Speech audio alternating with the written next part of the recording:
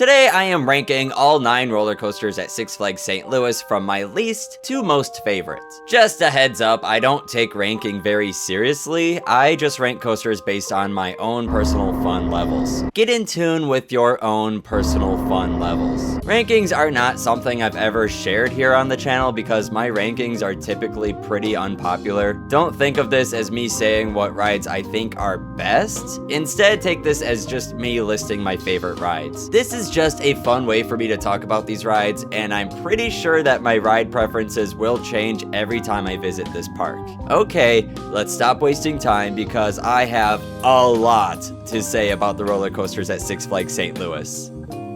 I don't have much to say about Boomerang. Boomerang is a boomerang clone by Dutch manufacturer Vekoma. Originally located at Six Flags Over Texas, this coaster opened in 1989 as Flashback. Then it was moved to Six Flags St. Louis probably in the 2000s or 1990s. What's that? Huh? It was relocated in 2013? Why? Coming in 2013, Boomerang.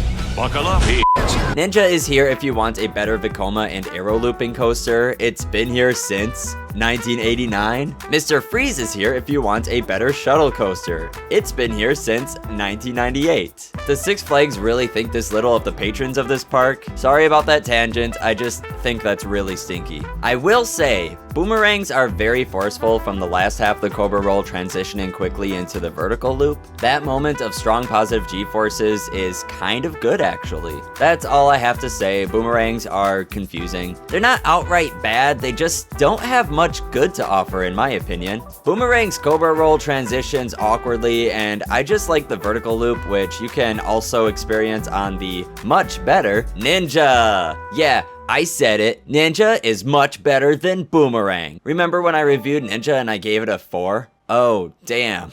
I gave it a 3? Okay, that's an old video and I was trying to do the more serious coaster critic thing. I don't think Ninja is a bad roller coaster. The bar for a roller coaster to actually be bad is really low for me. For a roller coaster to be bad, to me, it needs to have a strong enough combination of pain and waiting for the ride to end. When I rode Ninja this year compared to when I rode it for the first time in 2019, I was waiting for the ride to end. But I was not in any pain.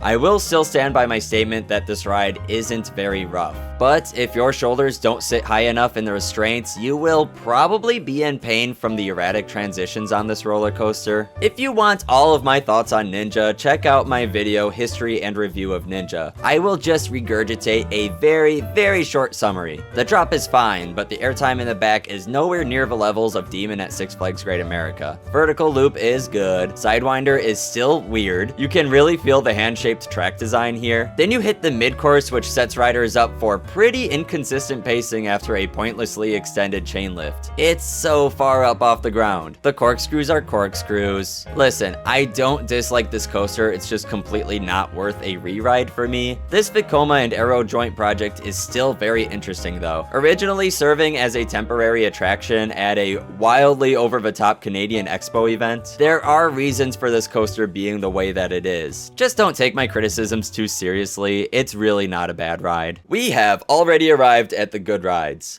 I really thought this one would be ranked a lot higher when I set out to do this list, but whoa man, this park has such an underrated lineup. River King Mine Train is a classic Aero mine train coaster, which was this park's star attraction upon opening. This was in 1971 when Six Flags St. Louis was known as Six Flags Over Mid-America, one of the 3 original Six Flags parks. Six Flags Over Texas has Runaway Mine Train. Six Flags Over Georgia has Six Flags Over Mid-America received River King Mine Train, a racing mine train coaster. Although one of the 2 sides had been removed, apparently the slightly more popular side 2, River King Mine Train still goes off. Aero's infamously hand-shaped track design comes in handy with these mine trains. This is not for everyone, but the worst track design Aero had to offer made it into all of these old mine train roller coasters, and I actually really like it. You receive jarring lateral forces while every turn throws you into the side of the car. Because of the low speed and outrageously perfectly open restraints, I feel that these laterals really work to this ride's advantage. This is an aero mine train that makes me laugh and joy. It's just a funny ride. That final drop into the tunnel is fantastic. If the dropless ending of Adventure Express at Kings Island disappoints you, take a ride on River King Mine Train. You might like it.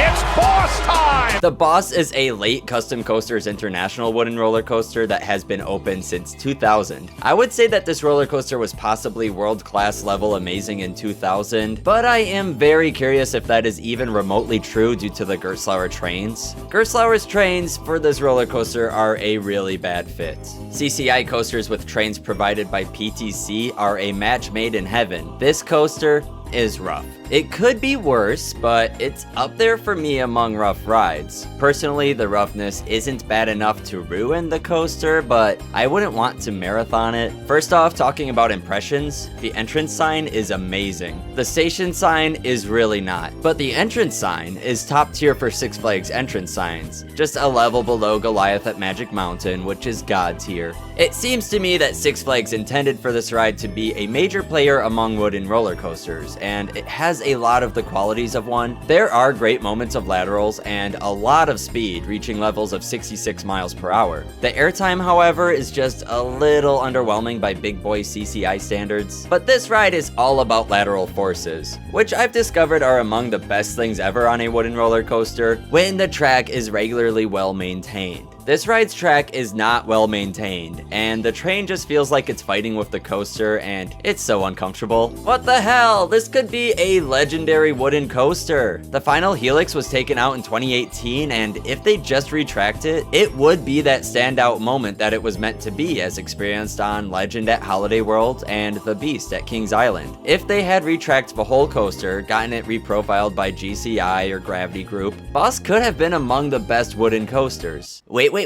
Add a tunnel to that helix as well. And obviously ditch the trains, do whatever it takes to put PTCs on this. I don't want to see it RMC'd, I want to see it be the coaster that it was meant to be. I like this coaster, but I really want to love this coaster. Boss has a lot of fans and I see why. I need to experience this one at nighttime because it seems like a hell of a night ride. To fully understand Boss hype, I might just need ERT on it. So here I am, doing everything I can, holding on to what I am, pretending I'm a real thuzy, because wait, is this ride actually kinda great? This is exactly what I mean about this park's lineup, because this ride feels like it should be higher on the list. Pandemonium is a Gerstlauer spinning coaster. You will come across the same coaster at Six Flags Over Texas and Six Flags Fiesta Texas. What the fuck, why? There are a lot of nearly identical clones too. Originally opened as Tony Hawk's Big Spin in 2007, this spinning coaster has been known more generically as Pandemonium since the Tony Hawk property license expired. But don't tell that to the skateboard-shaped trains or the skateboard ramp pieces of theming. Nobody is noticing, guys. It's super discreet. The spinning can get pretty intense, as expected, but what was unexpected was that this coaster had some of the strongest airtime in the park. These Wild Mouse style laterals at the top are nice.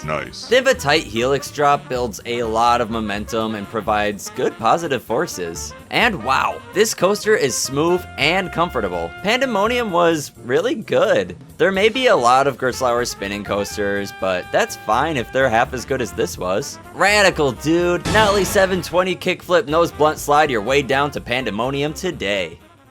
Good news, everyone! The park does have a wooden coaster with PTC trains on it, and it's pretty dang fun. Going strong since 1976, Screamin' Eagle is a classic out-and-back wooden coaster from manufacturer Philadelphia Toboggan Company, PTC. Upon opening, the Guinness World Records recognized Screamin' Eagle as the tallest and fastest roller coaster. This was also the last roller coaster to be designed by PTC's John Allen, whose portfolio also includes Blue Streak at Cedar Point, the Racer at Kings Island, and Great American Scream Machine at Six Flags Over Georgia. This is the type of coaster that Bolliger and Mabillard drew inspiration from in a lot of their out-and-back hypercoasters. It's loaded with camelback airtime hills. The first time I rode Screamin' Eagle, I was pretty underwhelmed, to be honest. My most recent ride on it was much better, as it ran noticeably faster and provided good airtime over and over and over. I would just add a nitpick here that this ride deserves more upkeep. It needs more love and attention, as a few sections are due for a retrack, tracking. The layout is good, but location is the real star of this show. After the first airtime hill passes over the bottom of the lift, Screamin' Eagle continues its course through the trees with the rest of the park nowhere in sight. Also, with it positioned high up on the hilly terrain, Screamin' Eagle provides tremendous views. Good ride! Batman gets a bad rep in the coaster community simply because it has been cloned time and time again. I understand that, but this isn't a corkscrew coaster and it's not a boomerang. Batman the Ride is a masterpiece and I will die on this hill. Despite having a short ride time, Batman the Ride has relentless pacing and intensity. Are the Batmen getting a little rough for your liking? Then you might be delightfully surprised by this Batman clone. I got off this ride and I sort of resented it. No, not because anything was wrong with it, because as I was riding it, I slowly realized that the original Batman the Ride at Six Flags Great America is beginning to get a rattle. Okay, not beginning to. It been had a rattle. Like, I'm pissed. This Batman clone is smooth as hell. What the heck? It's only 3 years older than mine is. Not only that, but it has the original black paint scheme, looking infinitely more sleek and cool than the original Batman with its craft singles looking ass. I am pissed! But at least it doesn't have the great theming of the original. Ah ha ha, got you there. Well, okay, the station is actually pretty lit for this one, and the exterior is bussin' shit. But it still isn't the original Batman the Ride, and for that reason alone, it does not stand out enough from that ride because it's a direct clone. Except they mirrored the entire layout, so it actually was different enough to feel like a fresh experience to me. This is Batman, but who is he? This is new. And I'll be damned if it doesn't haul as fast as the original does too. Are those wheel caps? This is bullshit. This is supposed to be our ride. Why is yours so good? Why is yours so good? Batman's inversions are extremely forceful, but brief enough to keep those forces varied. And I don't know, it has whippy stuff. I just really like that on inverts. This is an intense B&M invert and it still rides pretty well. I stand by my love for Batman the Ride. American Thunder is a wooden roller coaster by Great Coasters International. It's a GCI coaster that is very GCI. Swoopy drops and stuff. American Thunder got curves. GCI layouts draw a lot of inspiration from Harry Travers' twisty coasters of the 20s, but are far, far more refined. Whereas some of Harry Travers' coasters had the reputation of wild intensity with just a tint of danger, just a tint, GCI does the twisty thing, but with comfort as a focal point. There are no nurses and stations for GCIs. I feel that American Thunder would be the perfect introduction to wooden coasters. It's a mix of modern and classic with low intensity, but it's not low on fun. This is the best roller coaster at Six Flags St. Louis to have previously been themed to a man that rides a thing off of a ramp. Yeah, if you're confused about the ramp with tire skid marks on it, just know that this coaster was opened under the title Evel Knievel. The license expired 2 years later. Wow, twinning. These turns don't provide much in terms of lateral forces, but serve a sense of speed. Another GCI trademark. What I enjoy most on American Thunder is its short series of airtime hills. Once you pass the turnaround after the first drop, the pacing is set pretty consistently for American Thunder. This coaster is smooth and it's just fun. It might be the best attempt at a modern day Cyclone type wooden coaster. Might be.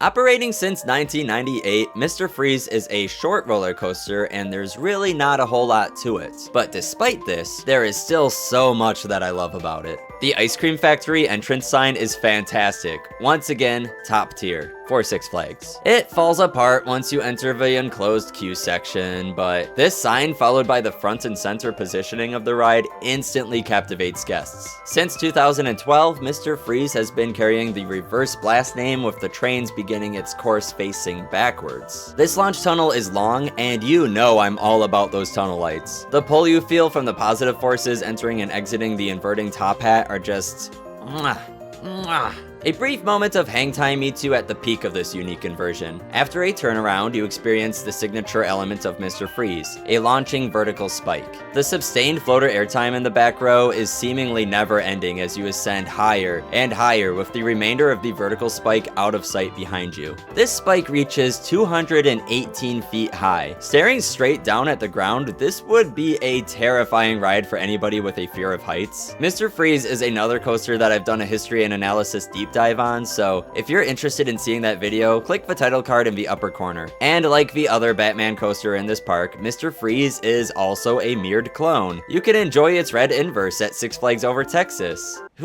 Who's he? It all comes full circle. It's a small Six Flags world. Mr. Freeze is fast, intense, and I think it's among the best shuttle coasters ever created.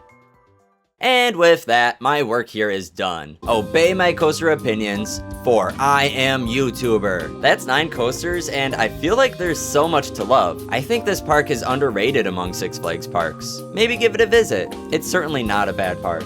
That's kind of a weird note to leave on. I like this park. This has been 0 credits remaining, hoping that you will join me in my next video where I rank all of my subscribers from worst to best. Bye-bye.